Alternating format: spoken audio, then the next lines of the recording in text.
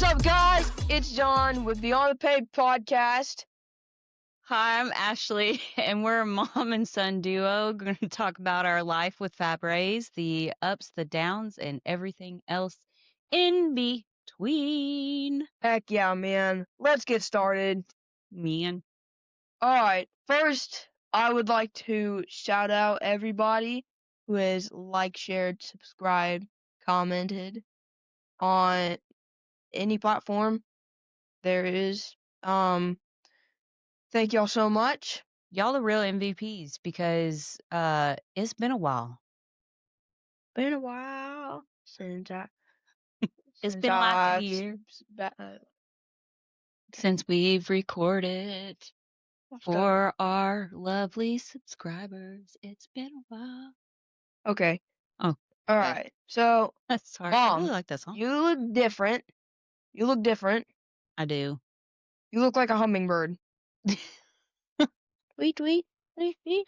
First off, they don't say tweet tweet. Tweet, tweet. Thank you. Yes, my hair is different. Thank you to my hairstylist, Larkin. She's actually opening up her own salon. So, when she gets all those details worked out and everything, I will definitely be shouting that out. But I don't want to, put it out there too soon, but your girl's got to hook up. Okay? Okay. But thank you. Yes, my hair is different.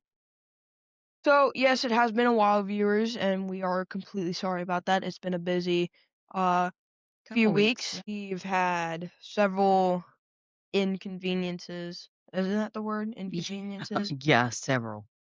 With technology and with like these new mics that we got. And Mom, the terrible news.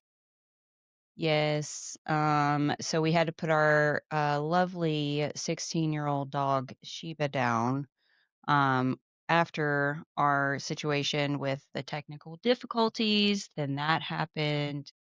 And then Thanksgiving happened. And it was just a whole bunch of chaos. And I think we just kind of needed to recoup and get back on the ball.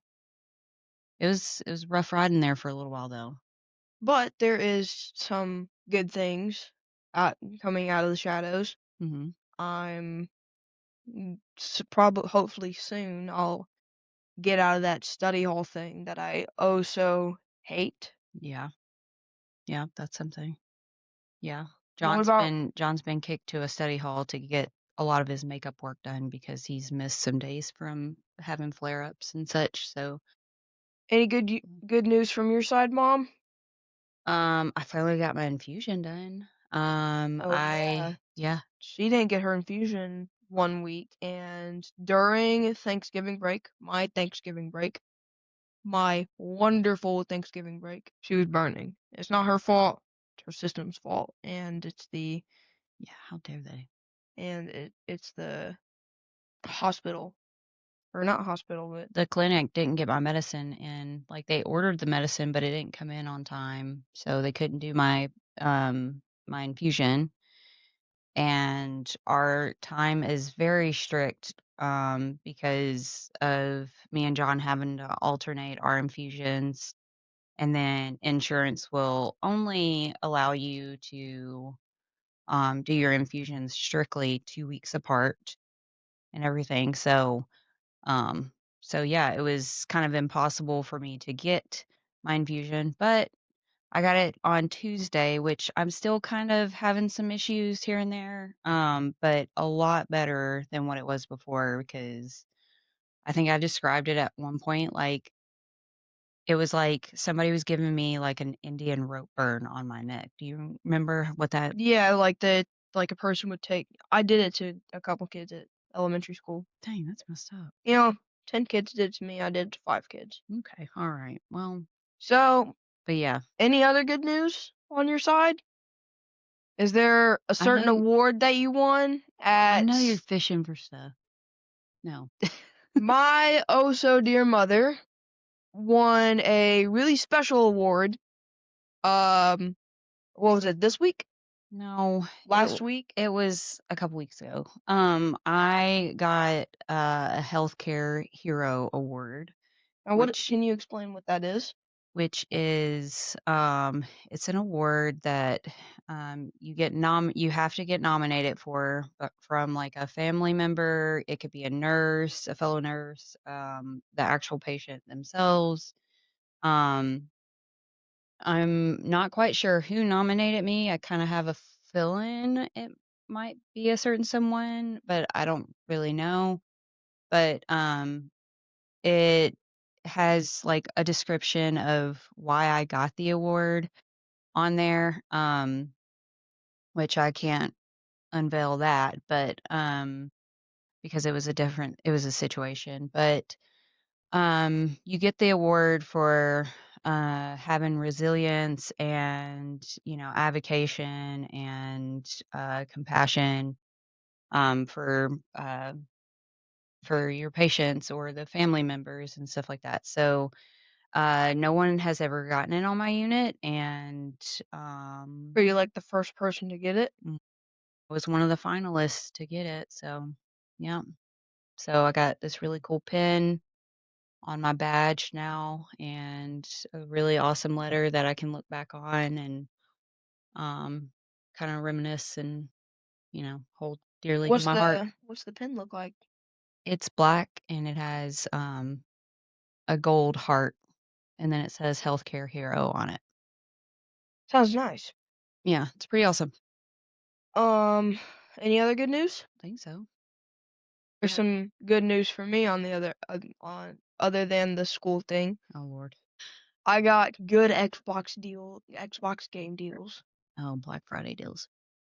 Yeah, I actually got a few games actually. You wanna know what they are? Yeah. I got Forza, Hmm. which is a car game. I know what Um, Forza is. You act like I'm like new to the Xbox game. technically are. Not really. I used to play Xbox all the time before I had kids and boyfriend and all the things.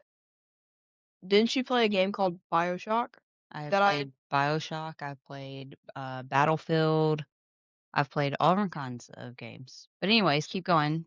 so I got Forza, an add-on for Forza, which is a Hot Wheels thing. Mhm. I absolutely love it. I'm already at rank pro, Nice. which for Does not that, shock me. it's like second rank, Mhm. and you get free cars every rank you get. Oh, that's awesome. So I got a free like surfing car, Nice. right? And like if you do like a certain race or whatever, you earn a free car That's each pretty time sick. each time. That's pretty sick. So Mm. I'm sorry we're getting off track, but I would What just like to I explain. know. What other games did you get? I can't remember. Let me think here. I did get a thing called Poppy Playtime Chapter 3. Of course you did. It's scary, so Mhm. it's a lot better than the other two chapters, in my opinion. Yeah. Um, it's got like a more horror, like scary vibe to it. That's cool. You kinda have, like, different genres of games that you like, that's for sure. You're definitely all over the place with it. I think the last game I got, and I think I need to pay for it, but I'm looking at it. Mhm, I'm gonna pay you for it. mhm. It's called Super Dark Deception. It's Okay. like a Dante's Inferno Oh, type nice. game. Okay, we'll look at it. So yeah, let's get this started. Okay. Alright. Well, we'll talk about the game, but, yeah, we did have a lot going on the last few weeks, a lot of ups and downs for sure. Um, but last time, let's kind of rehash. Last episode, we talked about John's story.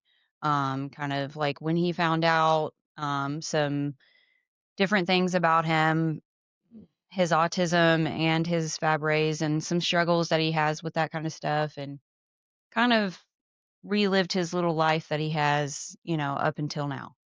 And then this week, We are talking about Mom. oh, Mama Give Bear, a round of applause. Mama Bear. Up in the house. It's not nice. Okay. All right. Anyways, so like John said before, we do want to thank you guys for tuning back in and for another amazing episode. And we want to give you all a shout out for, just being the utmost supporters out there for liking, following, subscribing, commenting, sharing, doing all the things that you do to help us get our word out there. You are seriously the real MVPs. Do you mind if I get a drink before we start? Sure. All right. So, pinky's up and everything. Okay. All right. I said one drink, not two. Okay, I have my phone so I can keep on track because my story is a lot longer than John's. Okay, so all right, Where do me. we start? Where do we start? Okay, well, I was born. Okay, snuggle in. Why don't? All right, I was born and raised in Nashville, Tennessee. Which we are in right now. Yes. Back in the 80s. I'm not gonna tell you my exact year because The 80s. Where trampolines had no nets and you had to play your things on because you had to play your music on cassette tapes. Also, when Stranger Things took place, yes. Mhm. All of the Hawkins, things. Hawkins, Indy 83. Okay. All right, keep going. Sorry. So, um, I was born and raised in Nashville, like I said, and I uh grew up with two older brothers, Josh and Timothy. And Josh is the older one. Timothy is I the thought middle I thought child. Josh was the younger one. Oh, it's because he's at unstatus right now. I mean, Is he older than unstatus? personality wise, Josh is younger, but age wise, definitely not. That's what you told me. But he Yes. isn't. Yes. But, we were raised by my amazing mom, Bobby. Um, AKA Memo. Fantastic Memo. Memo. Um, my biological father, passed away when I was 3. And then we RIP, I guess. And then my mom remarried, my dad, that I call my dad, that pretty much raised me up until I was 12, but then he passed away of a heart attack, um, right before my 12th birthday. And then a few years after that, Mamaw got remarried and to Gary, which is Grandpa Gary. And at first, me and Gary did not uh, do very well because I was a teenager and wild and an angry little duck and, Don't you mean an angry elf bomb? Because we're in the angry Christmas elf. season right now. Yeah, we could say an angry elf, but now we have a really good relationship and I love him dearly. But yeah, so, I, when I was younger, did spend a lot of time with my Aunt Angie, by the way, as well. A lot of dancing in the kitchen, with her at 2 a.m. in the morning when I was like 5 years old. So, she was kind of like my second mom.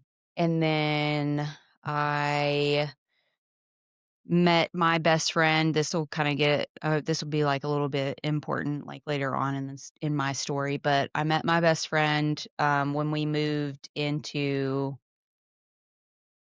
Will you stop it, you weirdo? Keep going. I'm listening.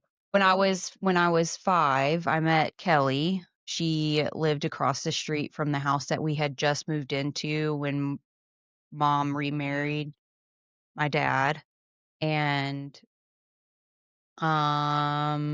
yeah, so she will be a really big part of my story later on. And then I uh grew up a little bit and I played let's see, I played volleyball and softball all the way through middle school and some of high school, was in ROTC and all the things. And then when I got out of May I ask a question? What is ROTC? well, we'll get into that in a few minutes. I'm just kind of going down my little path. And we'll Going down the list. yep, just telling people about me. So, when I graduated high school, I, wanted to go into the military. That did not happen. And then I did law enforcement and then rerouted hard right turn into nursing. And now I'm a nurse. I was a care partner for forgot how many years now. 2 years, 2.5 years. And then I became a nurse and I've been a nurse for almost 3 years in February. And I feel like I'm literally like a career student because I'm back in school trying to get my master's in leadership. And then I know that I'm sorry. I've it's been okay. keeping. I'm trying to keep in all the yawns. What? It's I know.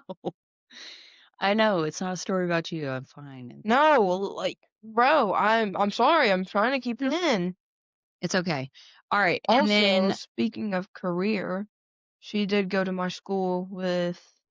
Should I just call her my aunt? yeah, you might as well call her Auntie Mom. Aunt Mara. Okay, she went with my aunt Mara to my school and taught some students, and I wasn't there for both days, nor was she for the second day. She was there at my school, um, teaching kids about the trauma unit and whatnot. Mhm. Didn't you get like compliments from girls Mhm. and all the boys were trying to like, They were asking me gruesome questions. Yeah, so that brings me to my next point. So I hilarious. am I am a nurse on a trauma ICU here in Nashville. Um and Vanderbilt, I guess. And I am in school for my master's, but I've decided that all of this schooling and everything like that, um, I really want to further my career and get my nurse practitioner license so um, I can go into genetics and be exactly what I love to do in nursing, and that is to advocate and educate and be a part of these family members' lives to like help them with their hard times and all the information that they need. Like, if I can help them find it, I want to be that person to help them find it. So I know the struggle. I know what it's like to feel alone, and I know what it's like to find out, and all of the other things in betweens, the goods, the bads, the straight, ugly, all the things. So, I've decided to do that. So, nurse practitioner it is. So and yeah, so that's kind of like where we're at now. So I can kind of go through some of the stories. Let me pull up my thing here. Okay, let's see. So, gotta stay caffeinated.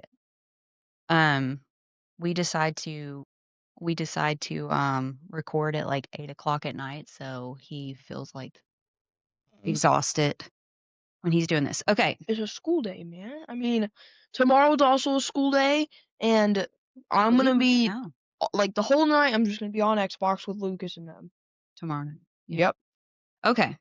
So, um, the earliest I can remember, let's talk about that, I guess. The first time that I can remember being in pain when I was little, when I would get temperatures, it wouldn't even be a temperature, it'd be like 99.8 or something like that. 99.7, something, you know, which you're not in temperature mode until 100.4.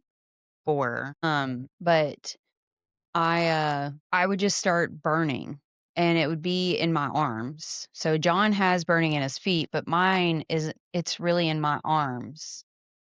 Um and when it would get really bad, it would go to my elbows and um it would just hurt my joints and then I would just I would have to rock to, like, calm myself down. Well, It's like a song came to mind.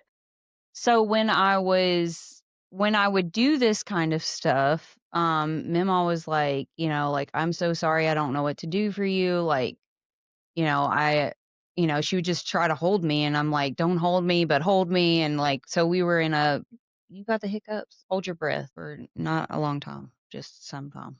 Let the hiccup go. Okay. So, alright, alright. So, we struggled a lot because we didn't know anything when like, my whole life, I never knew anything.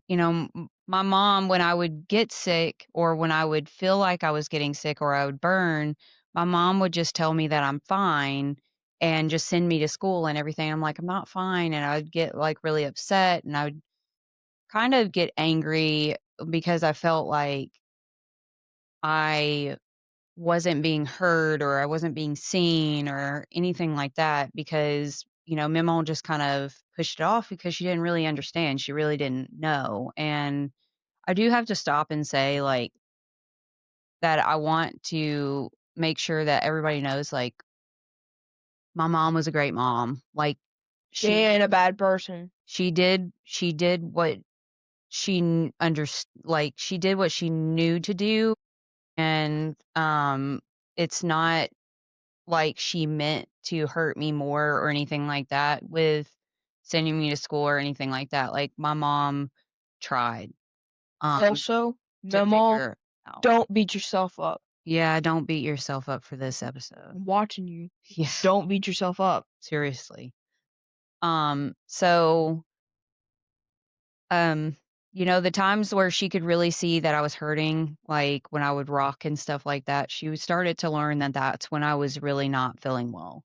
And so she would send me to we would go to the doctor and they would take tests and, like, do some blood and all the things, and everything always came back normal, or it would be, like, right there, like, in the almost abnormal area, but they were like, "It's fine because it's right there in the range."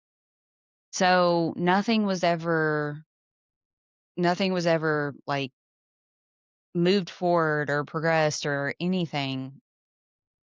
I, um they just kept telling me that I was temperature intolerant, like, that I just needed to drink more water or whatever have you. And over the years, like, playing volleyball and softball and everything like that, it became more evident that I was temperature intolerant, of course, because, like, I remember burning so bad on the softball fields and stuff like that. Like, I could tolerate volleyball a little bit more because it was inside and, like, I could wear shorts and all these things, but softball was just like I was outside, I was sweating. I wasn't really sweating. I was kind of like, I don't not sweating like everybody else, let me just say it like that. Okay. So anyway, so I remember coming off the field a few times, like, in tears because I was burning so bad, but it's like you don't want to stop doing the game because you love it so much. But, after my dad passed away, I kind of lost the love for the game because that was like mine and his thing. So I didn't stay with softball much longer after him. And then, volleyball was really like, it was my thing. Like, I loved it. And then, I after my dad passed away, like, I kind of went I just got, like, really angry because, like, I felt like I said earlier, like, I felt like I was unseen, unheard, and everything like that. I just really felt alone, and then when he passed, I felt even more alone because my mom was having to work a lot, and, it was just me and my brothers a lot. And so when stuff would happen, like, my mom was there for some of it, but some of it she wasn't, and that's where Kelly comes in to play, my best friend that lived across the street. Um, she was there for pretty much everything, but it's like I still didn't feel like I could explain to her the burning and all that because I didn't understand it. And nobody around me, talked about that kind of stuff. And so I was just I was very angry about stuff. I lost my dad. Um, and my mom was working and, I was unaware of what was happening to me and I felt alone and all the things like I mean, and then just coming into a woman at the same time, like I was a very like all over the place type person. Um so I struggled a lot. I struggled a lot with depression. I struggled a lot with anger and everything and then Memaw put me in ROTC. She was like pretty much. She put me in ROTC, and honestly, I fought her about it at first because my brother was like, "Oh, you're gonna get made fun of. You're gonna be wearing that uniform, and you're gonna get made fun of," because he was a jock. He was already in high school. He was already doing the football thing. He was the all-star guy, all the things, and he was like, "You're gonna get made fun of." And I was like, "I don't want to do that because I don't want to get made fun of." And and then Memaw was like, "You're doing it. You have no choice. You're gonna do it for at least a year, and then after that, you can choose." And I was like, so I got into ROTC. And when I got into ROTC, I loved it. It was a structure that I needed back. And my um my instructors, my two instructors, Captain Howard and Sergeant LaFew, like were the best two guys like that could ever walk into a room. They were so funny. They were very structured, obviously, but they were like those people that, they could see you struggling and they could talk to you and everything. I still didn't tell anybody about my burning. I mean, my mom kind of knew about it because like when I would have flare-ups, I would tell her that I was burning, but that's pretty much the only time that I would say anything. But it was all the time. Like my burning was all the time. So when I was in ROTC, I wanted to do like drill team and color guard and all that stuff. And so started to do all that. And I made ROTC like my life. Like that was what I wanted to do. That's what made me want to go in the military. Like I loved it.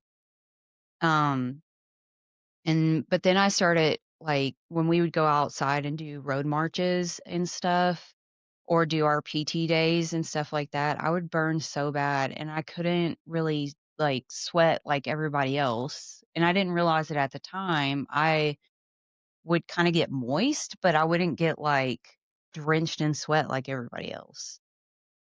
And I would get really red faced and all the things. And when you're a female and you're in high school, looks were everything. And so, it was just, I really beat myself up a lot. And so my depression was even worse. And so high school was one of those things where I was depressed, still angry. I had a really great group of friends that kind of helped me through all of that. I remember Bo Campsey, Ellen McCrary, John Rucker, Sexton, all of you guys out there, y'all, like all of those guys, Alicia, remember Alicia? Mm, mm-mm. Well, you can call her Heather, but all of them, plus Kelly on top of that, then Hannah. I met her in middle school and everything. Like all of them just kind of helped me stay out of the depression, stay like get drug under the depression, I guess. And so I was in all friend groups and everything like that, and I really wanted everybody to, like, be happy and all that stuff, but, like, ROTC was, like that was my group.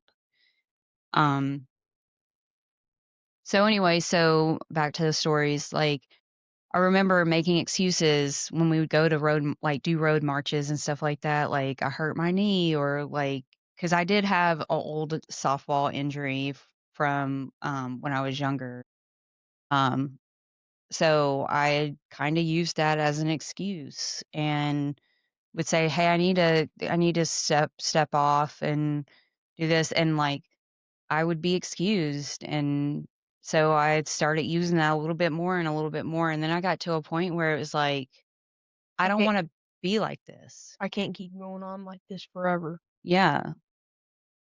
So, anyways, with ROTC, it's kind of important because, yes, like, it was a big part of my life, but it was also one of those things where it kinda told me without telling me. Um, because we would do yearly blood drives in our little area, and I would go and give blood every year. And I think it was my junior year that they said, because they always test your blood before you give it. And they told me that I had a low enzyme count and that I wasn't going to be able to give blood that day, that I needed to go get it checked out. So I was like, that's weird. Okay. And of course, me being a teenager, I was just like, I ain't going to get that checked out. That ain't happening. You know, it ain't going to happen. So I didn't get it checked out, but that was like the first sign that was there, but never really talked about or pushed further. So, um, during this time, that's kind of when my headache started and everything started getting a little bit worse, but not really any different. It was just like, okay, I'm just dehydrated. I was not in the best shape ever. Like, I was a heavy kid. So, I was just like, I need to get in better shape, all these things. So when I graduated, that I was trying to get in better shape to go into the military. And when I went to go get all my stuff filled out and go through that process, I had gone to get lab work done for something, and the enzyme thing happened again. But it didn't click at the time until I was really thinking about it for this episode and, like, really thinking about my Fabry's journey.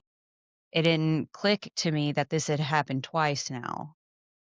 So, me being me, I was just like, "Okay, like, I guess I'll just have to figure out a different route to go." So, I didn't do the military. The next best thing was law enforcement, which my dad growing up had a security company, and my mom, after he passed away, carried it on. And so, like, that's what I knew. Like, I knew law enforcement. I grew up around law enforcement. I was surrounded by, like, metro officers nonstop or security officers or whatever. So that's the route that I went. And I had no really issues there other than, like, the strenuous activity again. Like, it would cause me to burn like crazy. So I stayed with that for a little while. Not really anything to note of that. But then, I, like, during all of that, that's when I met your dad and had you and Sammy, and I never really had any tests that said anything different. Y'all didn't get flagged for anything, you or Sammy. So I just kept going on about my business. I mean, I have PCOS. That's what I found out. And then I had a cancer scare. Um, right after I had you and everything. So that was really it. And the burning was still there. The headaches were still there. And everything. So after that, did some moving, went to Colorado, came back to Nashville. And then when we came back to Nashville, that's when me and your dad decided to get a divorce. Um, and then all in the same kind of time. we were deciding to get a divorce, I found out about the Fabrys, and I had just started back to school to kind of figure out where I was going with life because we had just moved back. I was trying to figure out life. What do I need to do? Because, I had decided in Colorado that I was just going to stay at home mom with you. T- Um, I kind of needed to hit the ground running, because I needed a job to take care of you since I was getting a divorce. So I started back to school. And at first, it was only going to be a radiology tech. And then Timothy, my brother, my older brother, my middle brother, sat me down and, he kind of had a heart to heart with me. And he was like, "Listen," he was like, "You have a really amazing heart and you love to help people, but you have a hard exterior." And he was like, "I've talked to Lindsay about it," which is his wife. She's a doctor. And they both agreed that they think that I should try nursing. And I was like, "What are you talking about, dude? Like, I've never wanted to be a nurse in my life. No, not doing that." And he was like, "Just hear me out. Try a couple classes. If you don't like it, well, you can do whatever you want to do." I said, "Okay, whatever." Trying to figure it out anyways. So I enrolled into anatomy and physiology and in microbiology.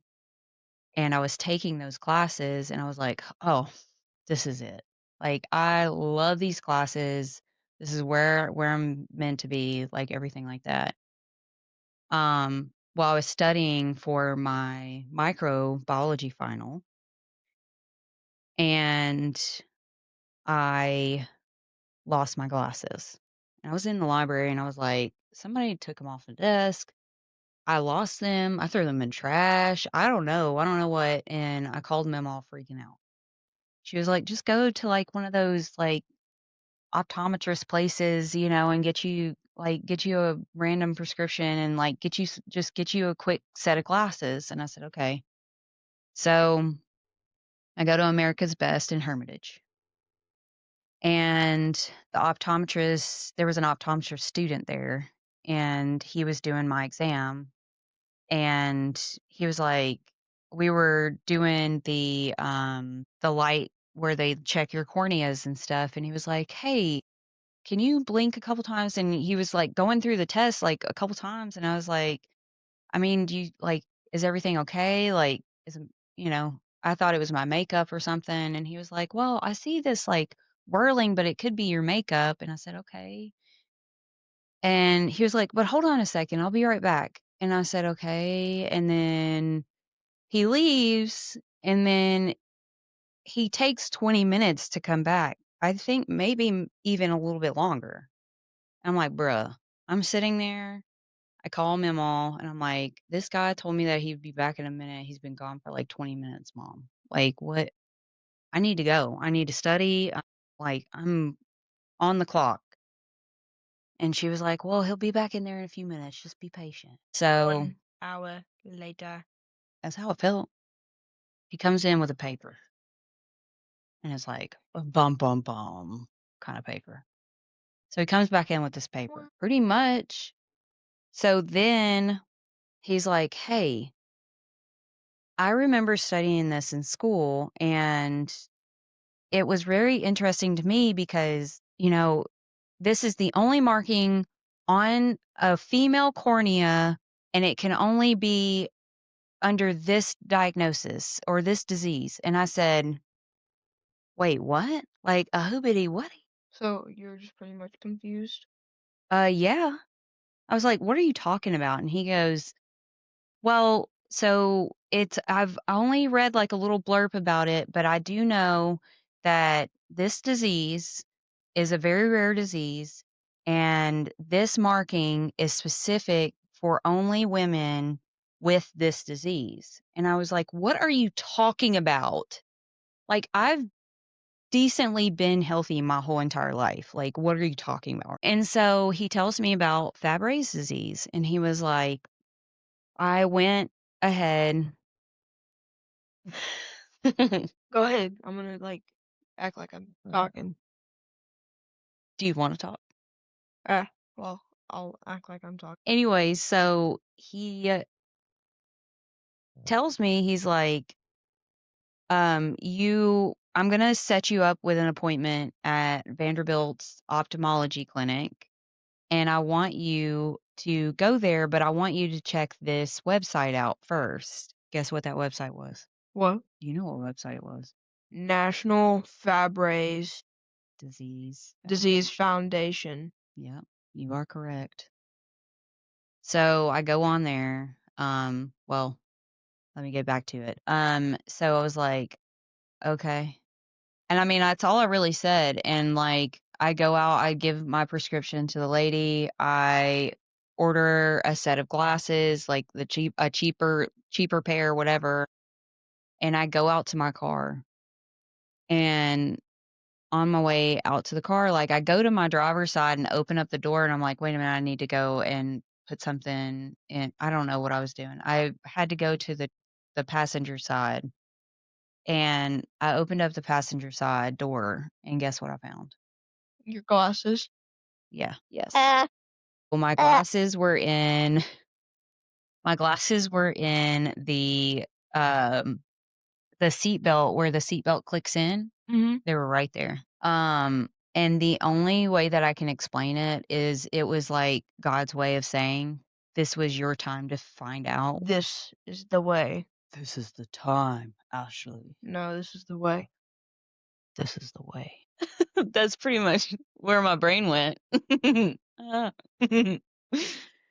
Well, anyways, so I found my glasses and I called my mom, and I'm like, Mom, the optometrist just told me that I may have a disease. And she's like, What? Get over here right now and talk to me about this. So I rush over to Mimals and I tell her about it. And I'm fine. You just look like you're about to cry. I'm fine. So Mm.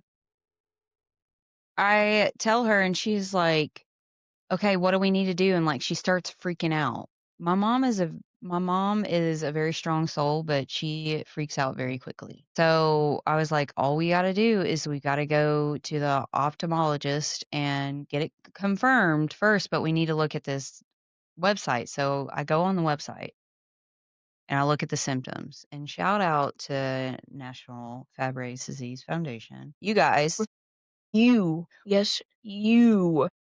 we want you. I went on there and looked at the symptoms, and I was like, I started kind of tearing up a little bit, and I was like, this is me, Mom. I was like, this is me. And I knew before I even went into that ophthalmology clinic, I knew that that I had the disease at that point. So we go there, we get it confirmed. They ask me if I had symptoms, if I had looked them up, and I said yes. I was like, it's me to a T. And I was like so excited to say it because I was like, this is the first time that I get to say this. Really sad. Oh my god. So yeah, so they send me over to Vanderbilt's genetics, which is in the Vanderbilt Children's Hospital. That's the only Dang, place. bro, you've been called a child. Pretty much. Well, that's the only place that. Okay, SpongeBob. That's the only place that genetics can get. Anybody with genetics can get treated because they only deal with pediatric patients. So I go over there and they kind of explain everything to me about Fabry's. Um, and then they took my blood and they said that it would take a week or two to get it back because they have to test my DNA. Because again, for females, they can't just test your enzymes because they fluctuate. they have to test your DNA to see if the mutation's there or the variant, I guess is what they're calling it now. Um, so I go back to studying. I'm like, listen, I got to figure this out. I gotta get my head right, get back in school, whatever. So I go back to school, I start studying, everything like that. Um, I the day of my microbiology final, I was walking from the library to my class, and there's these like concrete awning or not awning, but concrete like Rocks. rock, like whatever, like little sitting areas basically. Um, the doctor's office called me and I stopped. And then they told me, they said, Wait a minute. stop in the name of love. No. Stop. Wait a minute. Stop. Stop. Okay, let's Oh, get back on track. I'm sorry. Got me in the music mood. So I stop. They were like, hey, we got your test results back and we wanted to let you know that it is confirmed that you have Fabry's disease. I remember Dr. Natalie Shallows telling me that. I remember her voice telling me that. So I sit down on the little concrete thing and I start crying. But it's not like a why me kind of situation. More of a like, I finally know what this is. Yeah, it was a relief cry, I think. But it was also like a scared cry because I was worried about you guys at that point. So, um, I gather myself up and I tell her, I'm like, okay, well, let's set an appointment for the kids. I was like, let me go in here and take this test real quick. And then she was like, I'm so sorry. Like she apologized to me. Seriously, like I have 15 minutes to get in there or they're not gonna let me take the test. So I dried my tears. I walked in there, I sat down and I started taking the test. But as I was in the test, it was so quiet in there that it just kept running through my head like, Oh, "Oh you my did. gosh, like, my kids may have this. Oh my gosh, like, oh my god, did I give this to my kids?" Like, and All I you started could going hear was down the. pretty much. So, I started crying again, and my professor came over and he was like, is everything okay?" Like, he was an awkward guy in general because he's, like, a science guy, so, like, he was super awkward in Sid, general. the science kid, bro. So, he he was like, "Is everything okay?" And I was like, "Yes, I just need to finish my final and I need to go home." And so, like, I finished my final and I think like I got a B on it or something. I can't remember, but I did pass it. Thank goodness because microbiology is ungodly hard. And so I get in the car and I call Mimal Ring, and ring, ring, ring, I told ring, ring. I told Mimal on the phone and I was like, I don't know how else to say this, mom, but I have Fabry's, and, um, if you don't stop, What? I'm gonna judo chop you in the I'm trying to give kneecap. him a visual. No. Yeah, she starts crying a lot, and I just remember going over there and us having to try to explain to you that we were gonna have to take you to the doctor and get your blood drawn. Get a needle. Yeah, you and Sammy, and you were terrified, and it was extremely hard to get you to it because it was very hard to get you to understand. No, don't drag me into the darkness, please. No. Alright, it's not Vecna coming after you. Okay, bro. Mm. Just saying. So, uh, that's what started that journey, but, you know, like, 2 weeks after that was when I found out about you guys having Fabry's and everything, and I think, you know, Mima went down this road of, like, she was crying, she was like, "Why does this have to happen?" Like, all the things, and I'm like, because you had started showing In symptoms third grade. around that time, and little did we know, like, when we went in there to talk about the Fabrys and everything like that, mom had to get tested and mom didn't have it. So we think that I got it from my dad, but we don't know.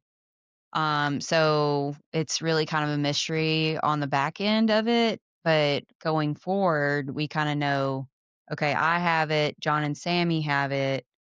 Now they have to make the choice when they get older if they want to have kids, their kids might have it, that kind of thing. So that's the future of that line. But I remember looking at my mom and I said, it's not about the why, it's about what do we do next. And because all I could think about was what the doctor had said to us was the first like year that you could really get approved for infusions was 8 years old at that time. And now they're doing it really early, but, so and you were 8. So it was really God's way of telling me, like, "It's your time to know, and it's your time to get him treated." And That's why I so have a shortened lifespan. yeah, because Wanna go it see him really soon. so I was like, "We have to get this handled now." And so, I was like, "God put this in my hands, like, for a reason." So It's yours now, Ashley. yeah, Mufasa. Yeah, Mufasa. Take the disease. So, anyways, it was a lot. I was going through divorce. I had found out about my disease. Um, I had went to tell Kelly about my disease because Kelly had found out a long time ago when she was 15 or 16 that she had a rare disease.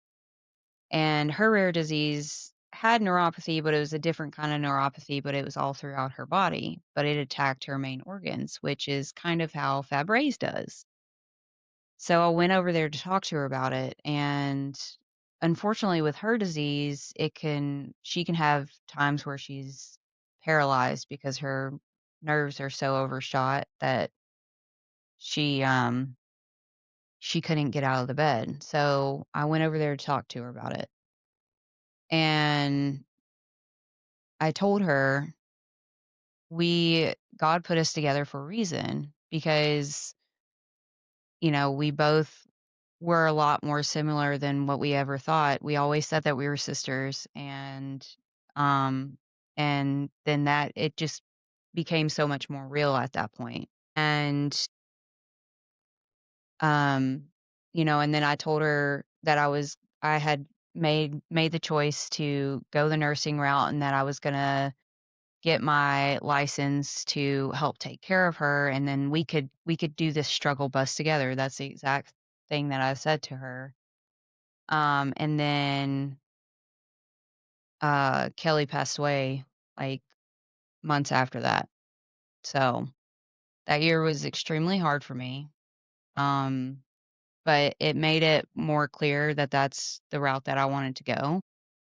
Um, that was also the year that I decided to do a 30-mile hike for charity because of my divorce and everything. 30-mile charity. Yeah, y'all wrote me letters. You, Mima, and Sammy wrote me letters, but during that time, I was burning so bad, but, I was like, "You know what? I'm doing this." But the good thing about it was at that time, I wasn't cold intolerant. I could actually handle the cold, so it helped me out with the burning and everything because it was freezing. We started at, like, 3 a.m., and I did, like, the 30-mile hike. It was crazy. This is why we call her Mrs. Heat Miser. Yes, I'm afraid that She's yeah. Mrs. Heat Miser. So, I don't wanna talk about Kelly too much more because it makes me very sad. Mr. He's a miser. You are. I So, love the cold. you do love the cold, but I used to be that way. Okay, so I'm trying to think where sorry. So after that, I decided that I was gonna get my infusion first because I wanted to be prepared more for you, and kinda let you know, and that's when I met Nurse Deb, my favorite nurse ever, which I just found out this week she's retiring. She's been my nurse for 6 years, and she's retiring at the end of the year. But she stayed with me for 12 hours because I ended up having a panic attack the first time that I ever got Fabrazyme. I started getting really like I got a burning sensation all over my body, and I was in a room with new things going in me, and I was like, "Bruh, this ain't about my life." Memo was there. Deb was like, "It's okay. We'll stop the infusion for a little while, and then we'll start it back up at a slower It's rate." okay, Ashley. We'll start the infusion back up soon. Okay? It was bad. I was like, "Get me out of here. I need to get out of here." Will seizure in season 2? Bruh, pretty much. So I so I started the infusion and then, went through the struggles with you. And I will say, so I don't have this in my list, but it's definitely something that I wanted to talk about and just, I guess, didn't write it down. But I think like biggest struggle now for me is, School um, for me. well, school for you. Uh, and we'll talk about my struggles with work in a later episode. But the mom guilt. I like when I say um there's been some times where like I look at my mom and she's like, "I'm so sorry that I did this to you." And I'm like, "You didn't do anything to me. Stop it, weirdo." And I just my mom didn't do this to me. First off, she had no idea. And I didn't have any idea when I had you guys, but like, when you have a flare up and stuff, like, and I know that I'm the one that did give it to you, that's legit probably the worst feeling in the world. Like, I hate I hate with everything in my soul that I didn't know about this before you got, and I hate with everything in my soul that you have to go through this, and it bothers me every single moment of the day, when you struggle, um, it bothers me a lot. And, like, I will say, like, I can't speak it enough to say that I'm very sorry that I did this, but, you know, at the same time, it's like, it's kind of an involuntary, like, I did this kinda thing, but I just hate it. I hate that we have to go through this, and I hate that you have all this I yeah, hate it. Listen, who? I hate you. Yeah, I loathe you entirely. But yeah, my mom guilt is hard. Guilt. Yeah, I can do a lot of things in this world, and people say that I'm very strong and very like determined and all the things, but I'm telling you right now, like the biggest thing I can be tired and deal with all the things that I deal with, the burning, all the things, but the mom guilt is probably the worst out of this whole thing. The worst. The worst. Like mind flare The worst. mind flayer? Yeah. Like the one that oversees all of the pain. All I know the mind flayer as is just some weird looking creature. Creature of the stars, weird looking cousin, bro.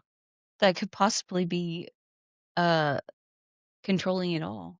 Anyways, all right. So Back in the I did want to include that. That wasn't a part of my original layout of what I wanted to talk about, but the mom guilt is extremely real and it hurts a whole lot seeing you struggle with your IVs, with your flare ups, everything like that. It breaks my heart that I'm the one that gave you this, and now we have to live with it. And so I don't think I'll ever be able to tell you that I'm sorry enough. And I don't think I can ever tell you how much I'm so proud of you at the same time because you've been dealt a really bad hand in life and you are still rocking your life like a normal child. And I could not be prouder of you. And it just, I just need to say that at the same time. Okay. Okay. Before I get too much more emotional. What else is on here? Because I know we're getting to time, or we're probably past time at this point. I think we're at like an hour mark. Good Lord. Do you want to stop right here and do a part two? No, we're not doing a part two. I we are stopping. Um, this is my life. These are the struggles. There will be another episode talking more about my struggles. And Um, mine. yep. The next episode we have is about John's School. struggles. School and I don't know what else. School and that's it. Yeah, It's mainly school.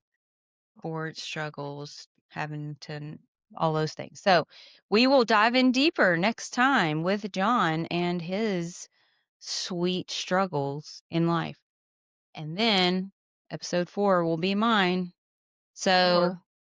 This is 4. I'm sorry. What is this? Wait, no, this is episode 3. My bad. I'm losing count. Episode 4 Episode 5 is is going to be episode 4 is gonna be mine. all right. It's time to go to bed. My beanie. All right.